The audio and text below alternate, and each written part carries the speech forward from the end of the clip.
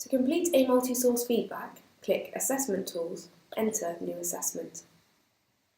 Scroll down to the multi-source feedback box and click Enter Assessment Tool. The first box allows you to choose previous assessors. These are people who have recently completed assessments for you on ePortfolio. The second box allows you to search for anyone who has access to ePortfolio. And the third box allows you to add an unlisted assessor. This is anyone who has not got access to ePortfolio. Please ensure that you put their email address in correctly, otherwise they will not be able to complete the form. Any of the starred boxes are mandatory fields. Once you have listed between 8 and 30 assessors, you can get the assessment list approved by your educational supervisor. Before you do this, ensure that the level of training is correct, and then click Finalise Assessor List.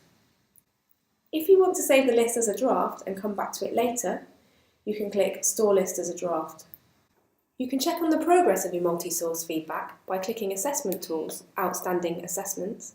Until your supervisor has reviewed the appropriateness of your list of assessors, the status of your MSF will say Awaiting Approval of the Assessors. Once requests for feedback have been sent, it will say Awaiting Response from Assessors. Your multi-source feedback will stay open for 1 calendar month from when the supervisor approves your list of assessors. So if the list is approved by your supervisor on the 4th of April, the MSF will close on May the 3rd, and the results summary will be available to be reviewed by your supervisor on May the 4th.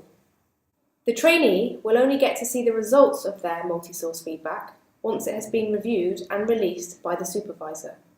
Until this happens, it will say Awaiting MSF Summary Review.